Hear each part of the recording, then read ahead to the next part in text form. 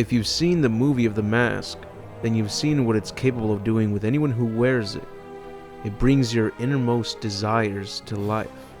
If you're a nice guy like Jim Carrey's Stanley Ipkiss, and you're repressed and a hopeless romantic, you become a love-crazy wild man. But if you're like Dorian, then there's going to be a lot of back pay. Or should I say payback?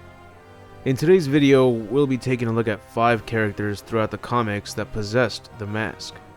So without any delays, let's begin with Emily Tuttle in The Hunt for Green October. Emily Tuttle is a very young girl who was so traumatized by the death of her mother that she no longer spoke to anyone, not even her father, who tried everything he could to make her smile. But to no efforts, as even in school she is given a hard time by not only the students, but even teachers for being different and staying silent when she is fully capable of speaking. Her father is a good man who tries his hardest to make the best for their lives, and one day he gets a hold of the mask and causes so much destruction towards the man responsible for his wife's death.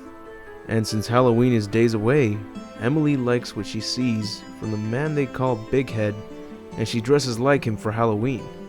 But once the students and teachers see her appearance at the school Halloween event, she is laughed at and shamed for thinking that it was an appropriate costume. And after running out of the building, she trips on her way out and the mask falls out of her backpack. She puts it on and returns to the Halloween event for some sweet revenge. Eric Martin in Southern Discomfort. Eric Martin is a young man searching for his missing sister.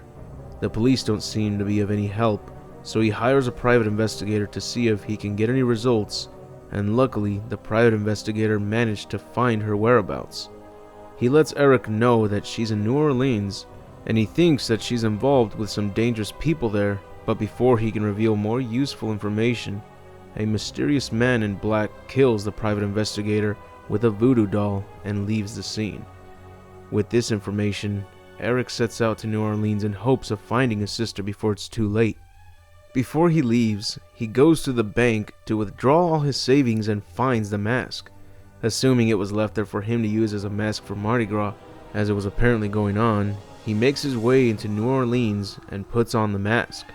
He creates so much chaos even when he's still set on finding his sister Jill's whereabouts. As always, things get out of control, and the people who kidnapped his sister have their own supernatural weapon on their side. So the outcome is quite a Southern discomfort. The Sleep Man, Martial Law Comics.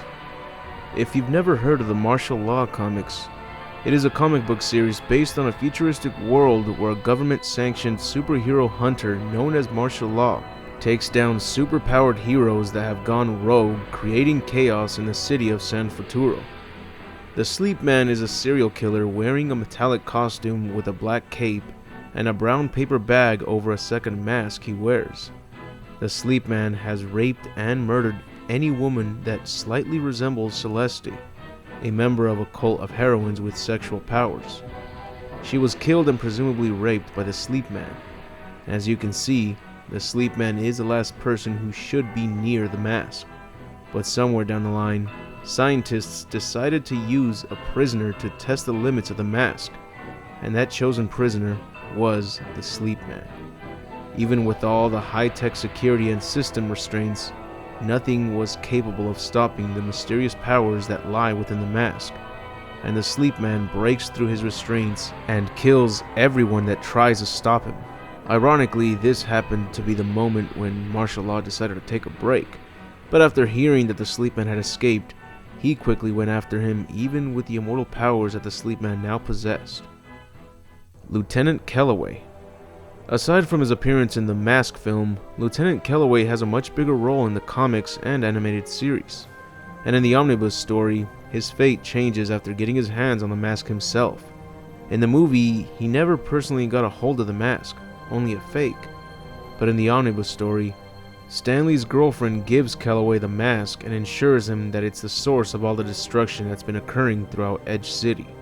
She warns him that he must never let anyone wear it, and eventually he decides to try it on at his place. Callaway had recently injured his arm, but once he put the mask on, his injuries went away, and with the powers of the mask, he decided to take the law into his own hands, giving real painful justice to those lawbreakers that have been giving the police a hard time. And just like that, he proceeds to kill countless thugs in Edge City, to the point that even he starts to lose control. In the end, justice takes a very dark path. The Joker. Believe it or not, but in the comics, the mask has made its way into a museum in Gotham City. And one night, the Joker, Harley Quinn, and one of his goons sneak their way into the museum while it's open. But soon the alarm gets triggered once the Joker's goon pulls the mask out of its display. Only 2 police vehicles arrive, which disappoints the Joker since he was expecting SWAT teams to arrive due to his reputation. And out of frustration, the Joker grabs a mask and slams it into the goon's face, transforming him into the mask. The masked goon easily disposes of the police officers even after getting shot, surprising the Joker and Harley. But this also lets them in on the powers of the mask and what it's capable of. The masked goon asks the Joker if this means that they're going to be partners. The Joker tells him of course they are. Now they have to take a picture together, but only he has to remove the mask so his mother can recognize him. And as soon as the man removes the mask, the Joker snaps the picture, but it wasn't the flash that was triggered. It turned out to be a gun that was made to look like a camera. The Joker had no intentions of having a partner such as him, and tosses him out the window only to be caught by Batman right before he hits the ground. This doesn't matter as the goon quickly dies, and now Batman approaches the Joker, ready to put him behind bars once again. But only this time, the Joker is in the possession of the mask, and with its powers he easily manages to defeat Batman. If you're interested in knowing the full video based on one of the stories mentioned here, such as the Joker mask, be sure to let me know in the comments which one you'd like to see first, because as of now, that's it for the video. I hope you enjoyed it, and if so, be sure to leave a like, share with others, and subscribe if you haven't.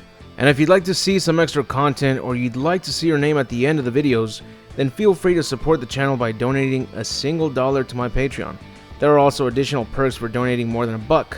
The link is on the description, along with the link to my Facebook page, Tumblr, DeviantArt, and Twitter. But anyways, I'll see you all in the next video, and remember to have an awesome day.